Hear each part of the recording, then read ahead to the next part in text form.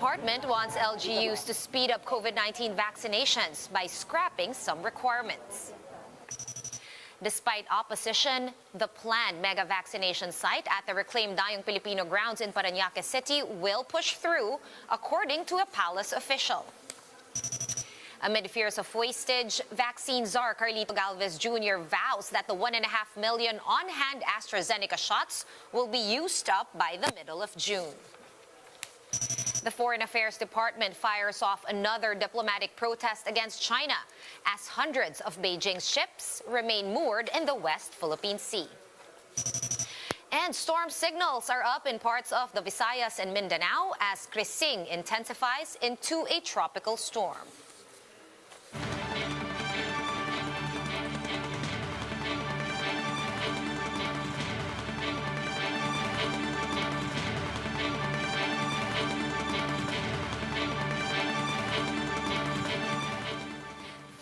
Focused and fearless. Here's a roundup of stories we're watching now. I'm Sean Yao.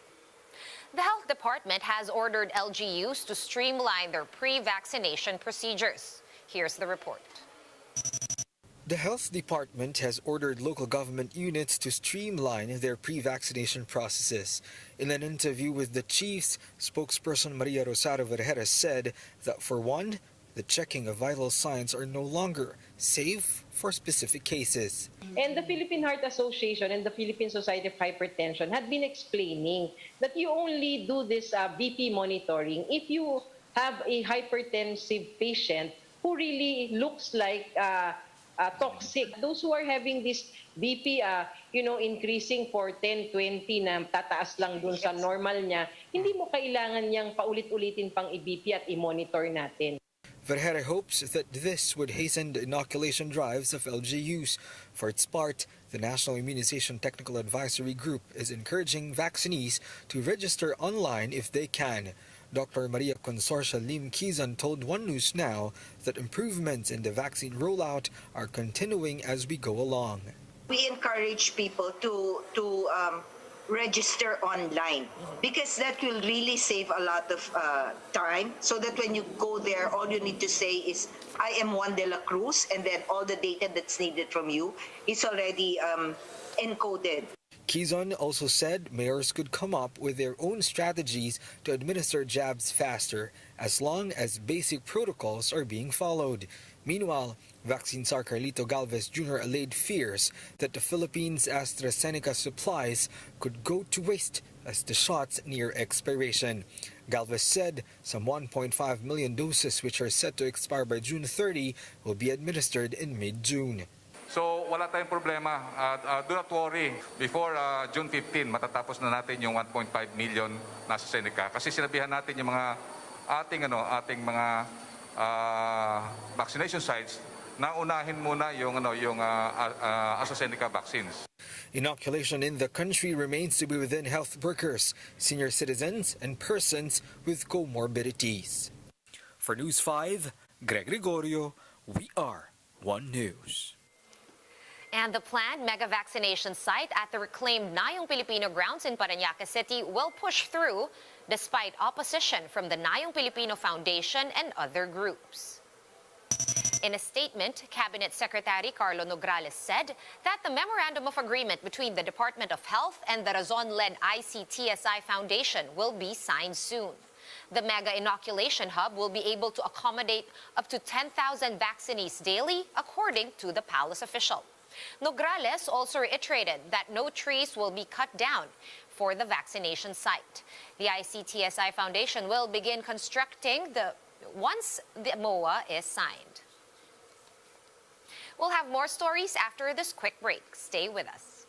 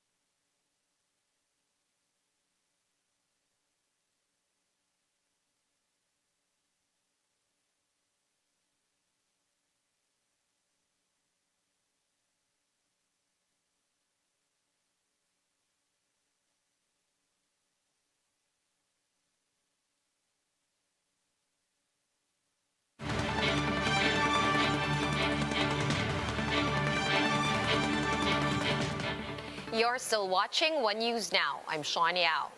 The Foreign Affairs Department has lodged another diplomatic protest against China as hundreds of its ships remain moored in the West Philippine Sea. Pat Manguna is reporting to us live from Mandaluyong City for more details. Hi, Pat. How are key officials addressing this? Sean, the Department of Foreign Affairs did file a new protest or diplomatic protest against the Chinese government. This comes after some 287 militia ships of China remain scattered in the West Philippine Sea.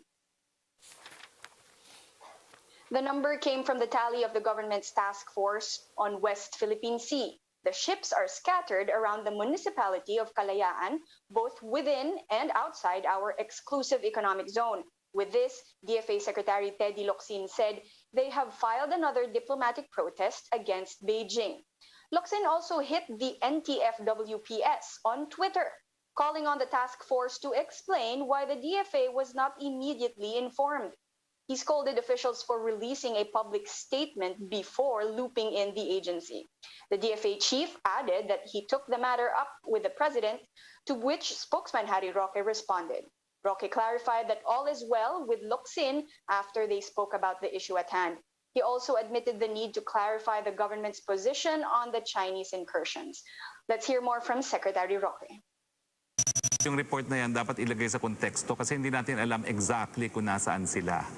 Marami pong portions dyan claim ng ibang mga claimant. Bagamat ang common claimant ay China. Ang dapat tayong mabahala yung mga vapor na naroroon sa mga lugar na sakop ng ating conflicting claims with China. So, wag nating problemahin yung buong West Philippine Sea.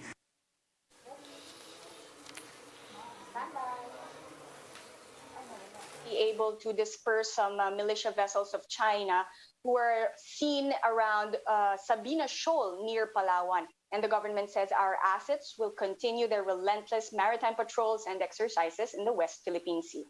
Sean? Thank you for that update. That was News 5's Pat Manguna joining us live from Mandaluyong City.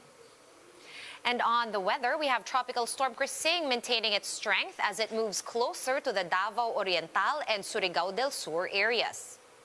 Tropical Cyclone number 2 raised over parts of Mindanao, including the southern portions of Surigao del Sur and Agusan del Sur. Also under signal number 2 are the northern portions of Davao Oriental, Davao de Oro, and Davao del Norte. In the Visayas, signal number 1 is up over the southeastern portion of Negros Oriental and Siquijor. And also in Mindanao, Surigao del Norte, Surigao del Sur, Agusan del Sur, and Agusan del Norte are likewise also under signal number 1. Same goes for Davao Oriental, Davao de Oro, Davao del Norte, Davao City, Bukidnon, Lanao del Sur and Lanao del Norte, Misamis Occidental and Misamis Oriental, and Camiguin. The northeastern portions of Zamboanga del Sur and Zamboanga del Norte are also under signal number 1. Crising is still expected to make landfall in northeastern Mindanao sometime tonight or tomorrow morning. Crising is also seen to weaken into a tropical depression as it traverses the landmass of Mindanao. And here are other stories we're keeping our eyes on. Former Dinagat Islands representative and convicted murderer RUBEN ECLEO has passed away today. Bureau of Corrections spokesperson Gabriel Chaklag said ECLEO suffered cardiopulmonary arrest at around noon on Thursday. Before his arrest in July 2020, ECLEO was the most wanted person in the Philippines for killing his wife. He was also found guilty of graft and corruption by the Sandigan Bayan. And self-exiled communist leader Joma Sison shrugs off his inclusion in the government's terrorist list. Sison said that the list is arbitrary, dubious, and even inconsistent with the statements of the NTF-LCAC's, quote, evil minions. And the Golden Mosque in Quiapo, Manila hit its 20% maximum capacity today after Muslims flocked to the area to celebrate Eid al-Fitr.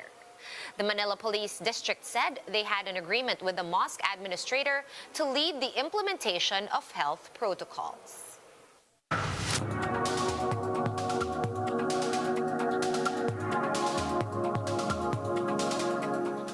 The UN Security Council is set to meet again this week in an effort to pass a joint resolution as the worsening hostilities between Israel and Palestine continue to draw international concern. Let's check in on Gaza in this report by Bloomberg.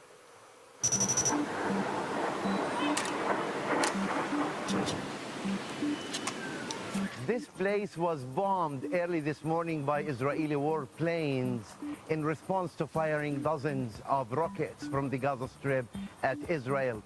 Tension is still prevailing in the coastal enclave that has been under an Israeli blockade for more than 14 years. People here are so worried and scared that this tension would lead to a large-scale military operation that Israel may carry out against the Gaza Strip. أنا كنت مقابل البرج تماما على مدخل البرج فسمعنا صوت انفجار ضخم هز المنطقة. طبعا هربت من البرج النساء والأطفال بسبب القصف لأنه هذا استهدف الأطفال الأبرياء وهدول المدنيين. ما في أي حاجة عسكرية في البرج، ناس مدنيين مواطنين مسالمين. If you look at the streets, it's almost empty of pedestrian and traffic ahead of the Eid al-Fitr that comes at the end of the fasting month of Ramadan. People here are expressing hope that a truce would be reached soon between Israel and the militant groups in the Gaza Strip.